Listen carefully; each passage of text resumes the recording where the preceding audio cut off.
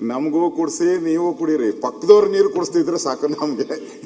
ಪಕ್ಕದವ್ರ ನೀರು ಕುಡ್ದು ಕುಡ್ದು ಸುಸ್ತಾಗ್ಬಿಟ್ಟವ್ರ ಪಾಪ. ಡೆಲ್ಲಿ ಬೆಂಗಳೂರು. ನಾನು BSc ಓದೋರಿಗೆ BSc ಓದಾದ್ಮೇಲೆ ನಾವು ಓದ್ತಾ ಇದ್ನಲ್ಲ, ಆಗ ನಮ್ಮಪ್ಪ ದನ ಕರುಗಳಿಗೆ ನೀರು ಕುಡಿಸು ಅಂತ ಹೇಳಿದ್ದದು. ನಿನಗೆ ರಾಜಕೀಯ ನೀರು ಕುಡಿಸ್ತೀನಿ, ನಿನಗೆ ಅಷ್ಟೇ. ರಾಜಕೀಯ ನೀರು, ನಿಜವಾದಂತ ನೀರು ಕುಡಿಸೋದಿಲ್ಲ. ನಿನಗೆ ಒಳ್ಳೆ ನೀರೇ ಕುಡಿಸ್ತೀವಿ. ಮಾನ್ಯ ಅಧ್ಯಕ್ಷರೇ, ಬೆಳಿಗ್ಗೆ ನಾನು ಕೆಲವು ವಿಚಾರಗಳನ್ನು ಪ್ರಸ್ತಾಪ ಮಾಡಿದ್ದೇನೆ. ಸಾಲದ ಬಗ್ಗೆ ಬಹಳ ಹೇಳಿದ್ದಾರೆ.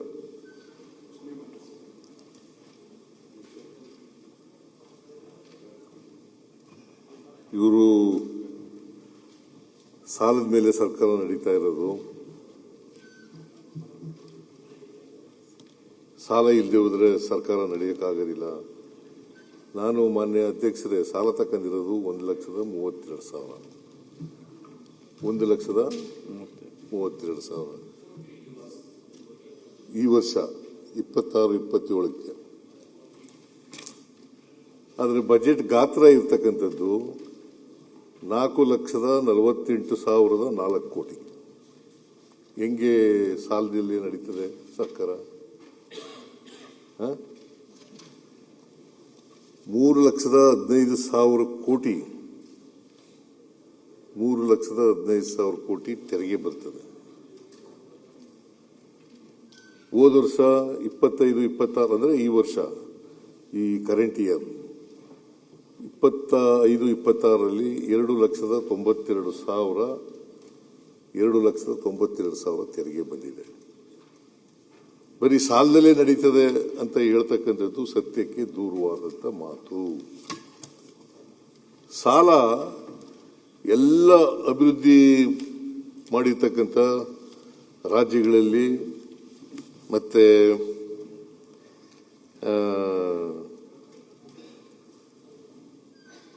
ದೇಶದಲ್ಲಿ ಸಾಲ ಮಾಡದೆ ಯಾವ ರಾಜ್ಯನೂ ಮಾಡಕ್ಕೆ. ನಾನು ಯಾವತ್ತೂ ಕೂಡ ಮೊದಲಿನಿಂದ 94-95 ಸಾಲ ಮಾಡಲೇಬಾರದು ಅಂತ ಹೇಳಿಲ್ಲ. ಸಾಲ ಮಾಡಬೇಕು, ಆದರೆ ಸಾಲದ ಕಾರ್ಯಕ್ರಮವನ್ನ ಅಸೆಟ್ಸ್ ಕ್ರಿಯೇಷನ್ಗೆ, ಜನಕಲ್ಯಾಣ ಕಾರ್ಯಕ್ರಮಕ್ಕೆ ಮಾಡಬೇಕು, ಸಮಾಜ ಕಲ್ಯಾಣ ಕಾರ್ಯಗಳಿಗೆ ಮಾಡಬೇಕು. ಅದನ್ನ ಹೇಳಿದಿನ ಹೊರತು ಸಾಲನೆ ಮಾಡಬಾರದು ಅಂತ ಹೇಳಿಲ್ಲ ನಾನು. ಇವತ್ತು ರೆವಿನ್ಯೂ ಡಿಫಿಸಿಟ್ ಯಾಕಾಗಿದೆ? ರೆವಿನ್ಯೂ ಡಿಫಿಸಿಟ್ ಯಾಕಾಗಿದೆ? ನಾವು ಸಾಲನು ಕೂಡ ಫಿಸ್ಕಲ್ ರೆಸ್ಪಾನ್ಸಿಬಿಲಿಟಿ ಆಕ್ಟ್ ಏನು ಹೇಳಿದೆ ಅದರೊಳಗಡೆನೆ ಮಾಡಿರೋದು. ಫಿಸ್ಕಲ್ ರೆಸ್ಪಾನ್ಸಿಬಿಲಿಟಿ ಏನಂತ ಹೇಳ್ತದೆ? GSDPಯ 25% ಒಳಗಡೆ ಇರಬೇಕು. ನಾವು 24.94% ಅಷ್ಟೇ ಸಾಲ ಮಾಡಿರೋದು. ಇದು 25 ಒಳಗಡೆ ಇಲ್ವಾ? ಮನೆ ಅಧ್ಯಕ್ಷರ 25 ಒಳಗಡೆ ಇಲ್ವಾ? ಅದರಿಂದ 24.94 ಅಷ್ಟರೊಳಗಡೆ ಸಾಲ ಮಾಡಿರೋದು. ಅದರಿಂದ ನಾವು ಸಾಲ ಮಿತಿಮೀರಿ ಏನೋ ಮಾನದಂಡಗಳನ್ನೆಲ್ಲ ಮೀರಿ ಸಾಲ ಮಾಡಿಬಿಟ್ಟಿದ್ದೀವಿ ಅನ್ನೋ ರೀತಿ ಮಾತಾಡಿದ ವಿರೋಧ ಪಕ್ಷದ ನಮ್ಮ ಗೆಳೆಯರು. It's not correct. ಈಗ ನಾವು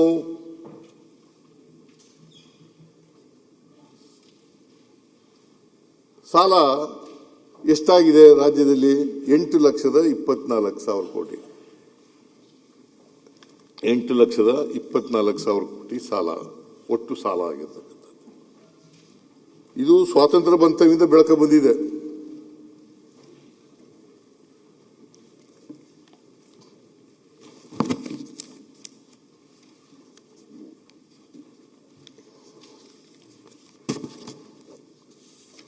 ನಿರ್ಭೀತ, ನಿಷ್ಪಕ್ಷಪಾತ, ವಿಶ್ವಾಸಾರ್ಹ ಸುದ್ದಿಗಳಿಗೆ ಮತ್ತೊಂದು ಹೆಸರಾಗಿರುವ ನ್ಯೂಸ್ 18 ಕನ್ನಡ ಈಗ ಆಪ್ನಲ್ಲೂ ಲಭ್ಯವಿದೆ.